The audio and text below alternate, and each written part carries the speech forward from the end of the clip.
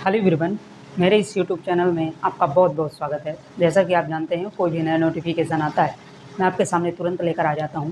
आज देखिए, नवोदय विद्यालय की तरफ से एक नोटिफिकेशन जो जारी हो चुका था। पहले ये बेसिकली नोटिफिकेशन आ चुका है, लेकिन इसकी डेट एक्सटेंड हो चुकी है, बढ़ गई है। मैं इसीलिए फिर से वीडियो लेकर आपके सामने आया हूँ। ठीक है, तो देखिए, ये जो नवोदय विद्यालय होता है, इसमें 2 पोस्टें निकलती हैं। मैं पीछे भी इसके बारे में बता चुका हूँ। चूँकि एक टीचिंग की होती है, एक नॉन टीचिंग की होती है। तो जो ये नोटिफिकेशन आया है वो नॉन टीचिंग के पोस्ट पे आया है। नॉन टीचिंग जो इसमें कैंडिडेट सिलेक्ट होंगे वो जैसे कि स्टेनोग्राफर, एमटीएस, नर्सिंग ऑफिसर, इस प्रकार के पोस्टों में वो सिलेक्ट होंगे। ठीक है, तो ये जो नवोदय विद्यालय होते हैं, ये बेसिकली उन बच्चों के लिए होते हैं जो कि बहुत अच्छे पढ़ने में हैं, लेकिन उनके परिवार वाले किसी कारणवश उनको पढ़ा नहीं पा रहे हैं। तो ऐसे कैंडिडेटों को वहाँ पे फ्री ऑफ कॉस्ट एजुकेशन दी जाती है। ठीक है, तो उसी में ये कॉलेज में जो नवोदय विद्यालय समिति है, आपके उसी डिपार्टमेंट में ये पोस्टें निकल कर आई हैं। तो चलिए जानते हैं कि इसमें लास्ट डेट कब है और कब तक हम फॉर्म भर सकते हैं, करेक्शन डेट कब तक है, और ए टू जेड पूरा डिटेल्स जानते हैं।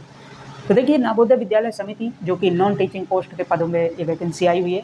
साथ में एप्लीकेशन जो इसकी डेट है, एप्लीकेशन स्टार्ट है 22/3/2024 से इसका एप्लीकेशन स्टार्ट हो चुका है। ठीक है, ऑनलाइन आप 22/3/2024 से कर सकते हैं। लास्ट डेट 7/5/2024 तक कर सकते हैं एप्लीकेशन। ठीक है, आप फॉर्म 7/5/2024 तक भरेंगे, लेकिन जो कि एक्सटेंड हो गई। पहले इसकी 28/4/2024 तक थी, लेकिन 7/5 लगभग 10 दिन इसमें डेट को एक्सटेंड किया गया है। करेक्शन डेट की बात करें तो करेक्शन डेट 9/11/2024 लगभग 9 से 11 मई तक 2024 तक आप करेक्शन कर पाएंगे। 3 दिन के लिए करेक्शन का समय है, इसमें आप कर पाएंगे। ठीक है, अब देखिए, सबसे जो मेन इंपॉर्टेंट होती है फीस। इसमें फ़ीस कितने रहने वाली है और किस डिपार्टमेंट में कितनी फ़ीस है। देखिए, फ़ीस थोड़ा सा इसमें ज़्यादा है।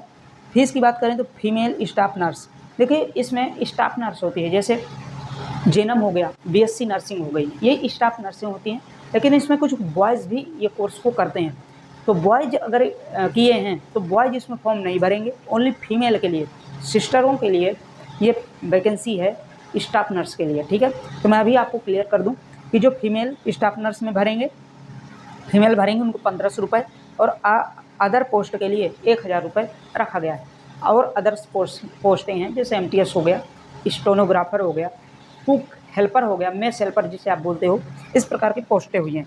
SC/ST के लिए 500 रुपये है। ठीक है, अब देखिए, एलिजिबिलिटी की बात करें तो पोस्ट वाइज इसकी योग्यता की बात की गई है।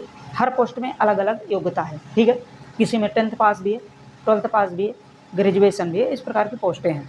टोटल पोस्टें हैं 1377, लगभग 1400 पोस्टें इसमें दिया गया है। ठीक है, अब देखो, एलिजिबिलिटी की मैं बात करूँ, पोस्ट वाइज सबकी अलग एलिजिबिलिटी है और एज सबकी अलग अलग है। जैसे अगर आप फीमेल स्टाफ नर्स में फॉर्म भरते हैं तो आपकी बैचलर डिग्री नर्सिंग होना चाहिए। अब नर्सिंग किसी भी स्टेट से आप किए हों, MP से है, UP से है, बिहार से, छत्तीसगढ़ से, कोई भी एनी स्टेट है, और कोई भी रिकॉग्नाइज यूनिवर्सिटी है BSc नर्सिंग की, तो आप इसमें फॉर्म भर सकते हैं। और साथ में फीमेल ही इसमें भरेंगी, मेल नहीं भरेंगे। जो भी सिस्टर्स हैं भरेंगे, हमारे जो भी भाई हैं वो नहीं इसमें फॉर्म भरेंगे। ठीक है, एज की बात करें तो 18 से 35 साल तक इसमें एज रखी गई है फीमेल नर्सिंग स्टाफ नर्स में। ठीक है, अब देखिए, असिस्टेंट सेक्शन ऑफिसर है, बैचलर डिग्री इसमें मांगा गया है। आप ग्रेजुएशन होना चाहिए, मैथ्स से हैं, कॉमर्स से हैं, आर्ट से हैं, साइंस से हैं, किसी भी क्षेत्र से हैं, आप बैचलर डिग्री आप पूरा कर रहे हैं तो आप असिस्टेंट सेक्शन ऑफिसर में करेंगे। लेकिन 5 वर्ष का इसमें एक्सपीरियंस चाहिए। अब एक्सपीरियंस कहाँ से बनता है, तो देखो, जब आप असिस्टेंट सेक्शन ऑफिसर में, जैसे मान लीजिए आप किसी संविदा पोस्ट पे हैं, तब भी आपका चल जाएगा। या नहीं है तो कहीं ऐसे डिपार्टमेंट पे आप वर्क किए हैं वहाँ पे, जो कि आपको कहीं ठेका पे रखा गया, जिसे आप एडहॉक कहते हैं, तो उसके थ्रू आपको रखा गया है, तो वहाँ से एक सर्टिफिकेट 5 वर्षीय बनेगा, वहाँ पे आप काम किए हैं, तभी इस फॉर्म को भर पाएंगे। ठीक है, तो इसकी एज लिमिट की बात करें तो 23 से लेकर 33 साल तक इसमें आप भर सकते हैं। ठीक है, नेक्स्ट है ऑडिट असिस्टेंट। ऑडिट असिस्टेंट के लिए बैचलर डिग्री इन कॉमर्स चाहिए आपको। यदि आप ऑडिट असिस्टेंट में भरते हैं और 18 से लेकर 30 साल तक इसमें एज लिमिट है। तो देखो एज तो आप देख रहे हो कि काफ़ी ज़्यादा सभी में रखी गई है। 18 से लेकर 30 साल तक, किसी में कम, इससे कम तो किसी में है नहीं, ठीक है। तो लगभग एज तो बहुत ज़्यादा है, ठीक है। अब इस प्रकार से टोटल मैं आपको बता दूं 14 पोस्टें हैं, 14 पोस्टें हैं। इसमें एमटीएस भी है, स्टेनोग्राफर भी है, मेस हेल्पर भी है। तो इस प्रकार से इसमें 14 पोस्टें हैं, इसमें आप भर सकते हैं। मैं आपको नोटिफिकेशन डिस्क्रिप्शन बॉक्स में पिन करवा दूंगा, वहाँ से आप देख सकते हैं पूरा नोटिफिकेशन। और अप्लाई कहाँ से करना है, सरकारी रिजल्ट आप पिन रहेगा डिस्क्रिप्शन बॉक्स में, वहाँ से जाकर आप अप्लाई इसमें कर सकते हैं, ठीक है। अब देखिए सिलेक्शन प्रोसेस, सब कुछ तो आप भर देते हैं, फॉर्म भर दिए, अब इसमें सिलेक्शन कैसे होगा। तो देखो सिलेक्शन प्रोसेस, सबसे पहले आपका रिटन एग्जाम होगा, ठीक है। इसके बाद स्किल टेस्ट होगा पोस्ट वाइज, ठीक है। जैसे पोस्ट वाइज मैंने क्यों कहा, जैसे मान लीजिए आप मेस हेल्पर में किए हैं, तो मेस हेल्पर में थोड़ा सा आपको वहाँ पे सब्जी बनाना, या कोई वहाँ पे जो हेड मेस है, ठीक है, मेस का जो हेड इंचार्ज में है, उसके साथ आप हेल्पर हैं, तो वो आपको मंगा रहा है, मान लीजिए कोई मंगवाया, कुछ सामान आपको कहा और वो सामान आपको लेकर देना पड़ेगा, जानते हैं कि नहीं जानते हैं, तो ये स्किल टेस्ट है। स्टेनोग्राफर में आपको टाइपिंग करवाई जाएगी, ठीक है। एमटीएस में है, फाइल का वर्क है, तो स्किल टेस्ट होगा, ठीक है। तो इस प्रकार से स्किल टेस्ट भी पोस्ट वाइज होता है, सभी में नहीं है, कुछ पोस्टों में है। इसके बाद डॉक्यूमेंट वेरिफिकेशन होगा, फिर इसके बाद आपको फाइनल मेरिट बनेगी। अब इसको सिलेबस की बात मैं एक वीडियो में सेपरेट दे दूंगा, किस पोस्ट में क्या सिलेबस है और क्या क्या पूछा जाना है, तो ठीक है। तो इसमें संभव नहीं है, मैं अगली जैसे एक वीडियो बनाऊंगा ओनली सिलेबस के लिए, ठीक है। अभी 7/5/2024 तक इसकी फॉर्म अप्लाई डेट है। इसके पहले मैं एक आपको सिलेबस का वीडियो आपके पास प्रोवाइड कर दूंगा, ठीक है। अब देखो फॉर्म, इसमें 2 कंडीशन दी गई है।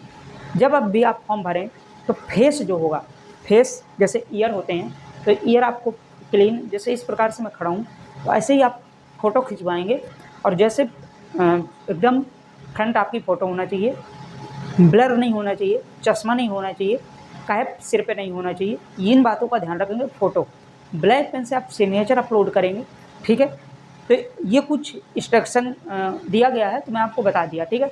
ब्लैक पेन से इसलिए किया जाता है, ब्लैक या ब्लू थोड़ा सा फैलाव करता है, लेकिन ब्लैक होता है फैलता नहीं है, ठीक है। तो इस प्रकार से आप, और सिग्नेचर जिस लैंग्वेज में आप करते हैं, मान लीजिए राज सिंह से है तो राज सिंह से ऐसे ही करेंगे, हिंदी से करते हैं तो राज डायरेक्ट आप लिख देंगे, ठीक है। अब ये गोला नहीं बनाएंगे, मैं गोला बना रहा हूँ, ठीक है। ये ऐसे राज और आगे जो भी सिंह जो भी आप लिखते हैं, ठीक है, ठाकुर या राज सिंह जो भी आप करते हैं, तो हिंदी या इंग्लिश में वैसे ही करिएगा, ताकि वहाँ भी आपको करवाया जाता है। तो इस प्रकार से आप फॉर्म भरेंगे। बाकी थोड़ा सा फीस ज़्यादा है, तो जैसे होगा आप फॉर्म, अगर आप एलिजिबल हैं तो फॉर्म ज़रूर आप भर देंगे, ठीक है।